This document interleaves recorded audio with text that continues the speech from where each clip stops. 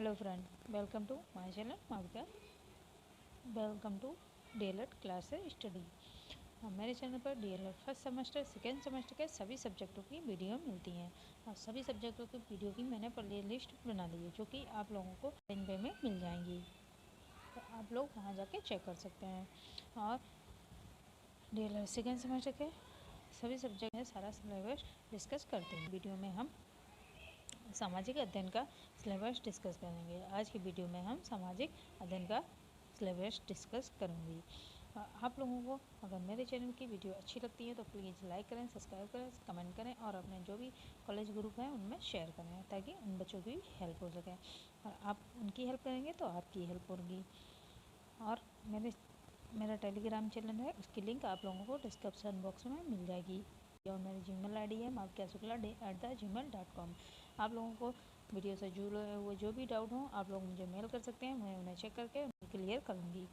Telegram channel है Mavika welcome to DElEd class study, तो आप लोग वहाँ से जल्द जाके उससे भी जुड़ जाएं। और इसकी लिंक आप लोगों को मेरे चैनल के डिस्क्रिप्शन बॉक्स में मिल जाएगी। और मेरा यूट्यूब चैनल है Mavika welcome to DElEd classes study. और जो भी मेरे चैनल की जो भी वीडियो होती हैं उनसे आप लोगों की थोड़ी भी हेल्प होती है तो प्लीज़ मेरे चैनल को लाइक करें, सब्सक्राइब करें और आपके जो भी कॉलेज ग्रुप है उनमें शेयर करें और कमेंट करें और कमेंट करके बताएं कैसी लगती हैं आप लोगों को वीडियो। तो चलिए देर ना करते हुए हम आज का सिलेबस डिस्कस करते हैं जो कि है सामाजिका। हेलो फ्रेंड, तो चलिए आज हम सामाजिका अगला चैप्टर शुरू करते हैं जो कि है फोर्थ चैप्टर हमारा। आज कल की वीडियो में हमारा थर्ड चैप्टर कंप्लीट हो गया था। आज उसके आगे हम देखते हैं हर्षवर्धन की मृत्यु के बाद भारत में राजनीतिक उथल पुथल थी। भारत छोटे छोटे राज्यों में बंट चुका था। जैसा कि इससे पहले मौर्य वंश में भी जब अशोक सम्राट की मृत्यु हो गई थी तो हमारे भारत में राजनीतिक उथल पुथल हो गई थी। उसी प्रकार हर्षवर्धन की मृत्यु के बाद फिर से एक बार हमारा भारत जो था, भारत की राजनीतिक व्यवस्था जो थी वो उथल पुथल हो गई थी और भारत फिर से भारत की एकता का विखंडन हो गया था, खंड खंड हो गई थी और भारत छोटे छोटे राज्यों में बढ़ चुका था। न केवल राज्यों में बढ़ चुका ही न था, न केवल आंतरिक राज्य ही थी अपितु बाह्य आक्रमण भी प्रारंभ हो चुके थे। तो हमारे राज्य में वह छोटे छोटे राज्यों में बढ़ ही नहीं चुका था, बल्कि हमारे भारत में जो है अराजकता भी थी। अपितु बाहर से आक्रमण भी विदेशी लोगों ने आकर बाहरी आक्रमण भी प्रारंभ हो चुके थे। इस दौरान जिन महान शक्तियों का उदय हुआ उनमें से अधिकतर राजपूती की श्रेणी में आती है। कुछ इतिहासकार ने 7वीं से 12वीं शताब्दी के काल को राजपूत काल तक की संज्ञा दे दी है। कुछ इतिहासकारों ने 7वीं से 12वीं शताब्दी तक के काल को राजपूती काल की संज्ञा दे दी है। राजपूत बड़े वीर एवं स्वाभिमानी होते थे और साहस, त्याग, देशभक्ति आदि के गुण उनमें कूट कर भरे थे। जो राजपूती थे वे बहुत ही वीर और बहुत ही साहसी और त्यागी देशभक्त थे। उनमें देशभक्त का गुण कूट के भरा था। इन राजपूतों के उत्पत्ति के विषय में विभिन्न मत प्रचलित हैं। कुछ विद्वान इन्हें भारत में रहने वाली एक जाति मानते हैं तो कुछ अन्य इन्हें विदेशियों की संतान मानते हैं जो भारत में आकर बस गए। कालांतर में जिन्होंने अपने शारीरिक शक्ति के बल पर उच्च सामाजिक स्तर को प्राप्त कर राजनीतिक सत्ता को प्राप्त किया। कुछ विद्वान राजपूतों को आबू पर्वत पर वरिष्ठ एवं अग्निकुंड से उत्पन्न हुआ मानते हैं, किंतु राजपूत की उत्पत्ति के प्रश्न को देसी विदेशी श्रेणियों में निबंध न कर एक व्यापक सामाजिक आर्थिक राजनीतिक प्रक्रिया के रूप में देखना अधिक तर्कसंगत लगता है। जैसे बहुत से राजपूतियों जो राजपूती थे, भिन्न भिन्न विद्वानों के भिन्न भिन्न मत हैं कि ये कुछ विद्वान मानते हैं कि ये विदेशी हैं, विदेशियों की संतानें हैं जो विदेशी भारत में आकर बस गए थे, उनकी संतानें हैं। कुछ विद्वानों का ये मानना है कि ये आबू पर्वत पर विशिष्ट जो अग्निकुंड था उसे उत्पन्न हुए थे, किंतु राजपूतों की उत्पत्ति में अभी भी प्रश्न है कि ये देसी हैं या विदेशी श्रेणी में निबंध ना करके बल्कि व्यापक सामाजिक आर्थिक राजनीतिक प्रक्रिया के रूप में देखना अत्यधिक सही लगता है। आगे देखते हैं। अब देखते हैं प्रमुख राजवंश कौन कौन थे। तो प्राचीन ग्रंथ कुमारपाल चरित्र एवं वर्ण रत्नाकर आदि में परंपरागत 36 कुलों की सूची मिलती है। किसमें? प्राचीन ग्रंथ कुमारपाल चरित्र एवं वर्ण रत्नाकर आदि में परंपरागत 36 कुलों की सूची मिलती है। राजतंगड़ी में भी 36 राजपूत कुलों का लेख है, परंतु दोनों सूचियों में भिन्नता है। प्रमुख राजपूत व राजवंशों का विवरण निम्नलिखित है। जो वर्ण रत्नाकर और कुमारपाल चरित्र के ग्रंथ हैं, उनमें जो है राजपूतों की 36 कुलों की सूची मिलती है और 36 राजपूतों का अभिलेख है। राजतंगड़ी में भी 36 राजपूतों का उल्लेख है, परंतु दोनों सूचियों में भिन्न है। प्रमुख राजपूत व राजवंशों का विवरण निम्नलिखित है। अब हेडिंग है गुज्जर प्रतिहार वंश। गुज्जर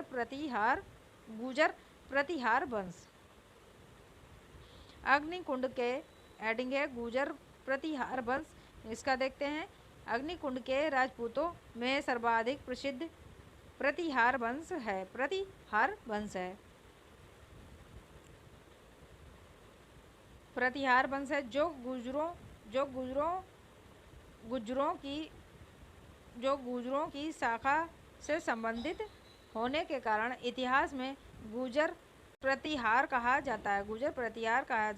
पुलकिशन द्वितीय के ऐहोल लेखन में गुजर जाति का उल्लेख सर्वप्रथम हुआ है। प्रतिहार वंश की स्थापना हरिश्चंद्र ने की, किंतु वंश का वास्तविक प्रथम महत्वपूर्ण राजा नागभट्ट प्रथम था, जिसने अरबों से लोहा लिया था और पश्चिम भारत। प्रतिहार वंश की स्थापना हरिश्चंद्र ने की थी, किंतु नागभट्ट जो था वो इसका प्रथम शासक था। अब आगे देखते हैं।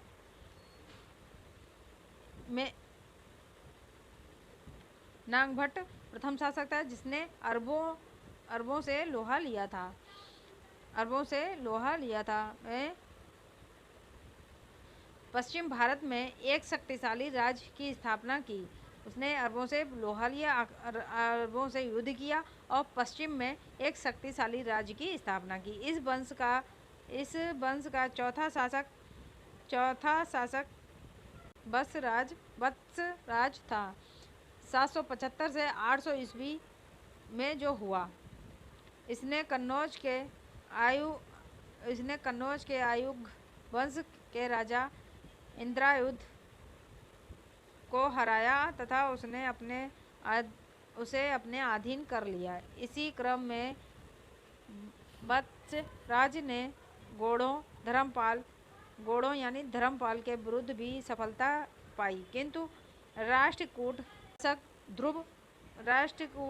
शासक ध्रुव के हाथों पराजित हुआ। वत्सराज के पश्चात उनका पुत्र नागभट्ट द्वितीय 800 से 833 ईस्वी गुजर प्रतिहारों का राजा हुआ। नागभट्ट ने नांग भट्ट ने अयुध शासक को पराजित कर कन्नौज को अपनी राजधानी बना लिया। ग्वालियर प्रशासित ने बाण भट्ट द्वारा अंध सिंधु, विदर्भ तथा कलिंग का विजेता बनाया। कलिंग को विजेता बताया गया है। कलिंग का विजेता बताया गया है किसे? नाग भट्ट द्वारा अंध सिंधु, विदर्भ तथा कलिंग का विजेता बताया गया है। महिर भोज इस वंश का सर्वाधिक महत्वपूर्ण शासक हुआ है। ग्वालियर प्रशासित में उसे अधिबाहर कहा गया है। भोज के बाद महेंद्रपाल प्रथम महिपाल प्रमुख शासक हुए। अब हेडिंग है पाल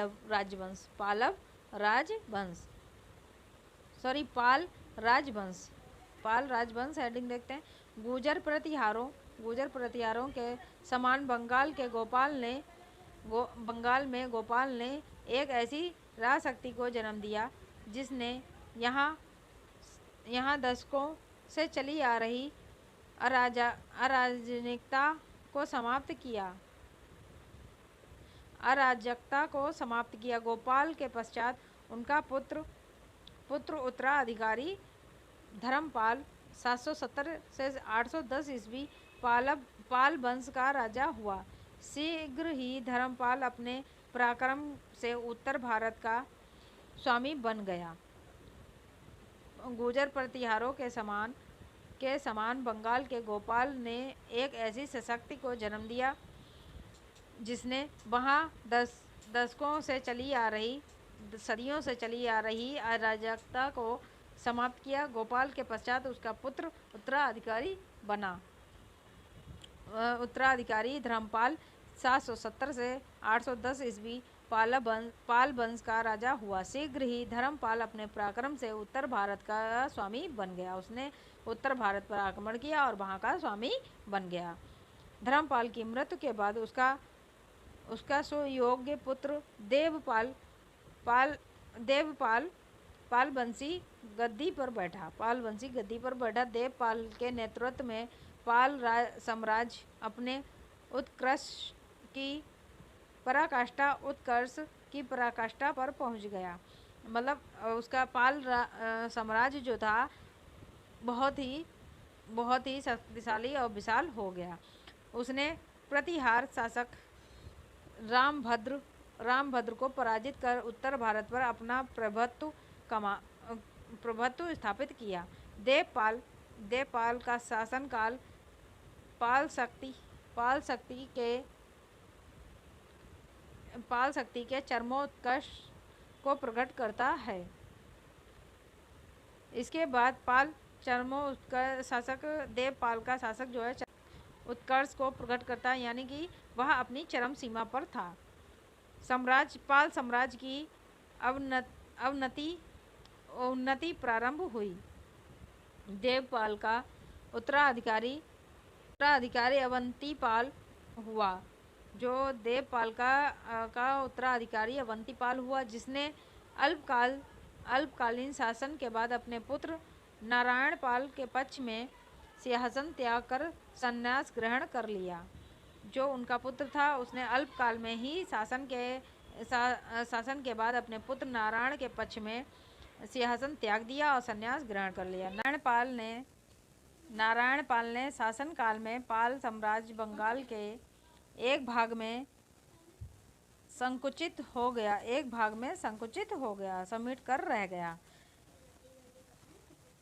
राजपाल गोपाल द्वितीय तथा विग्रहपाल द्वितीय तक पाल साम्राज्य लगभग समाप्त प्राय होने वाला था कि इस वंश पर महिपाल प्रथम जैसा एक शक्तिशाली शासक आसीन हुआ।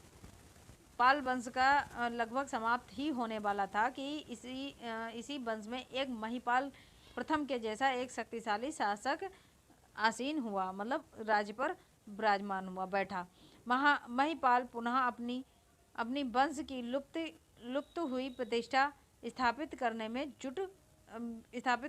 जुटा। उसने शीघ्र ही बंगाल के विद्रोहियों का दमन कर संपूर्ण उत्तरी तथा पूर्वी बंगाल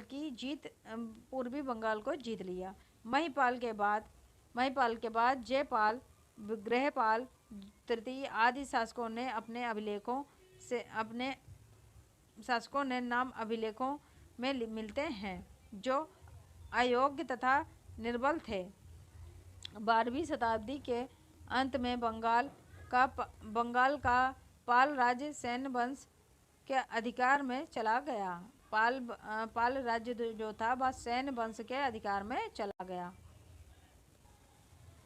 अब देखते हैं हेडिंग है चहमान वंश। चहमान जिसे कहते हैं चौहान। चहमान वंश, अब जानते हैं चहमान वंश जिसे कहते हैं चौहान। इस वंश का उदय सकाम्भरी संभार अजमेर के आसपास के क्षेत्र में हुआ। चहमान के प्रारंभिक राजाओं में वसुदेव और गुबक के नाम उल्लेखनीय हैं। चहमानों के शक्ति का विशेष विकास अड़होर राज के पुत्र चतुर्थ विग्रहराज विशलदेव 1153 या 1164 में के समय हुआ। उसने जब से बड़ा कार्य मध्य प्रदेश के मुसलमान आक्रमणकारियों को समाप्त करके किया। चहमान वंश का सबसे प्रसिद्ध एवं अंतिम शासक राजा पृथ्वीराज तृतीय 1179 से 1153 ईस्वी तक था। इसके राजकवि चंद्रबदाई ने पृथ्वीराज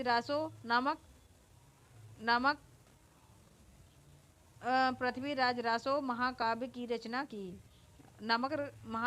रचना की। परामर्शों तथा गढ़वालों के साथ पृथ्वीराज की शत्रुतापूर्ण संबंध था। 1100 में तेरानी के द्वितीय युद्ध में पृथ्वीराज पराजित हो गया।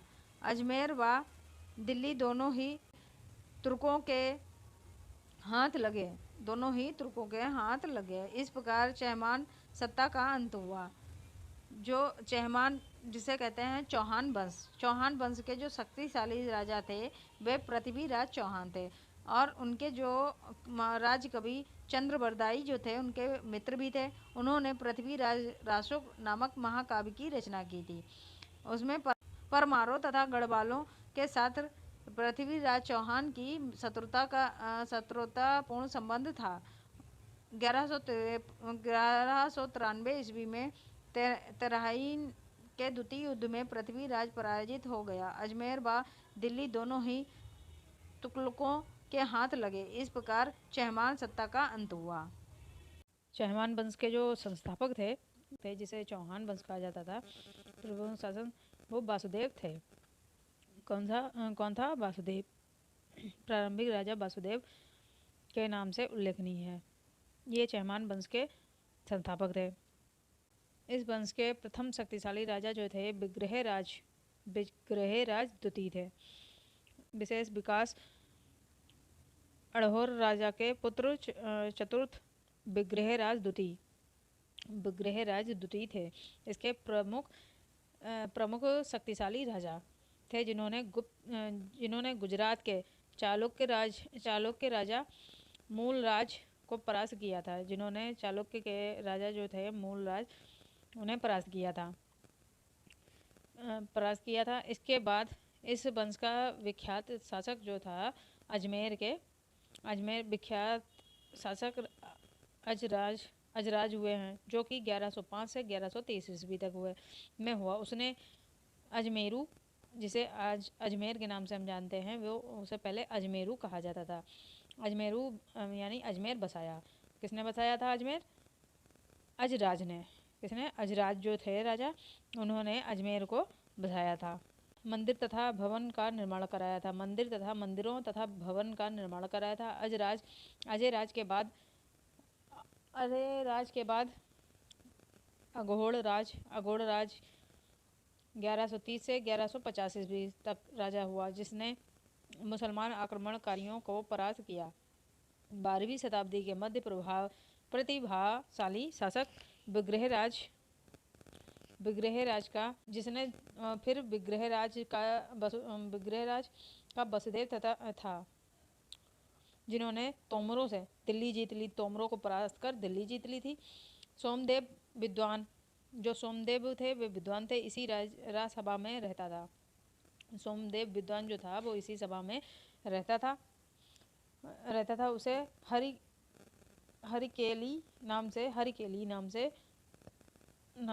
हरिकेली नामक ग्रंथ लिखा था। अब देखते हैं पृथ्वीराज रासो। जो पृथ्वीराज के बारे में मैंने बताया था, इसमें लिखा है, थोड़ा मैं अपने पास से आप लोगों को बता रही हूँ, उसे भी आप लोग लिख लें। पृथ्वीराज जो थे उन्होंने 1179 से, जो पृथ्वीराज तिथि थे वो 1179 से 1193 ईस्वी तक पृथ्वीराज चौहान का शासन रहा। पृथ्वीराज के राजकवि चंद्रबरदाई जो थे राजकवि जो उनके मित्र भी थे, वे चंद्रबरदाई ने पृथ्वीराज रासो नाम का जो ग्रंथ लिखा था, नामक महाकाव्य लिखा। यह जयचंद के काफ़ी करीब था। यह जो जयचंद थे उनके काफ़ी करीब था, परंतु जयचंद की पुत्री जो संयोगिता थी, पहले जयचंद से पृथ्वीराज चौहान की मित्रता थी, लेकिन जब पृथ्वीराज चौहान ने जयचंद की पुत्री जो थी संयोगिता, उनका अपहरण कर लिया था। उसे जयचंद ने जो है पृथ्वीराज चौहान से की घोर शत्रुता मान ली। इसका फायदा अन्य राजाओं ने उठाया।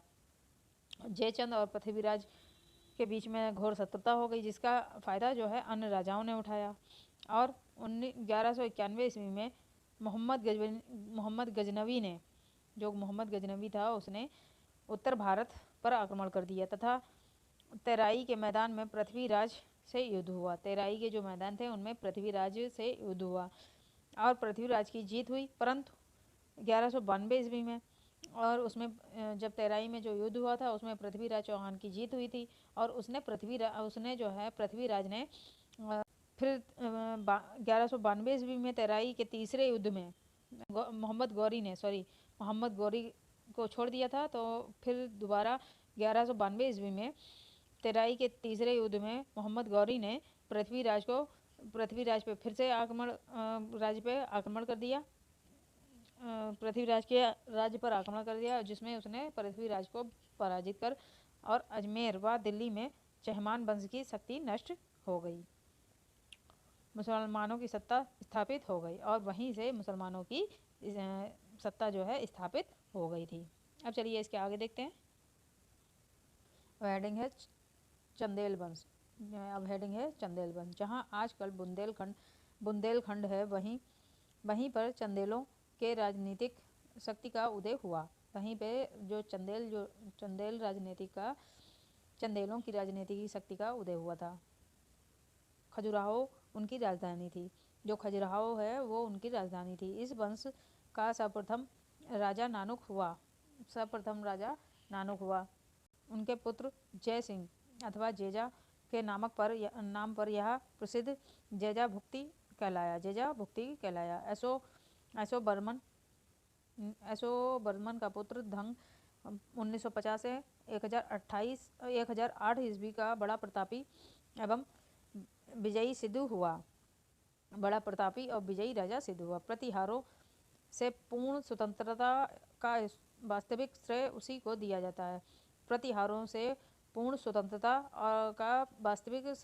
दिया जाता है।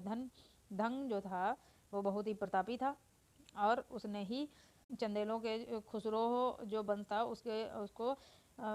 उसको जो है प्रतिहारों से पूर्णतः स्वतंत्रता दिलाई थी। धंग के बाद उनका पुत्र गढ़ राजा हुआ।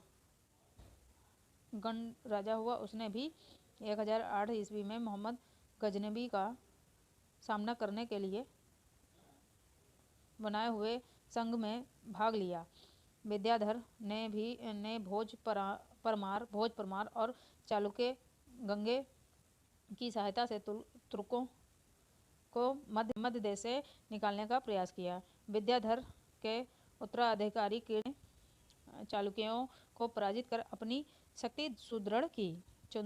चंदेल वंश के अंतिम राजा परमवीर अथवा परमल थे। इसके समय में अजमेर के चौहान राजा पृथ्वीराज ने आक्रमण किया। कुतुबुद्दीन ऐबक ने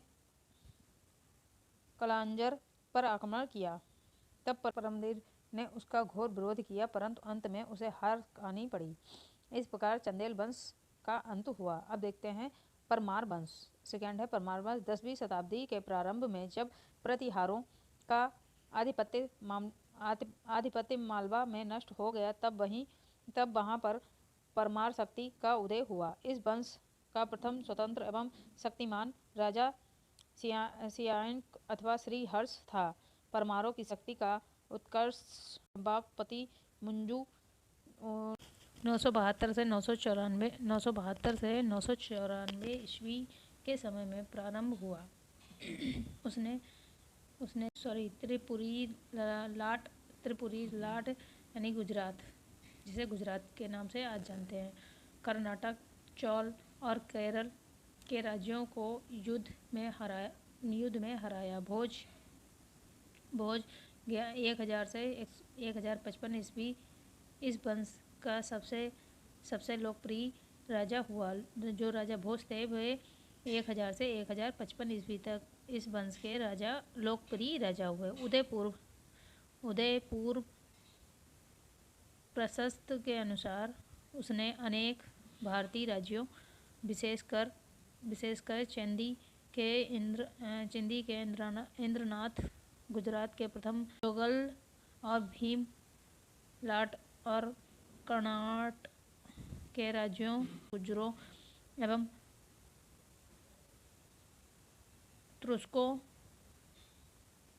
तुर्कों से युद्ध किया। भोज के बाद परमारों की शक्ति क्षीण होती गई और कालांतर में तुर्कों के सैलाब में बह गई।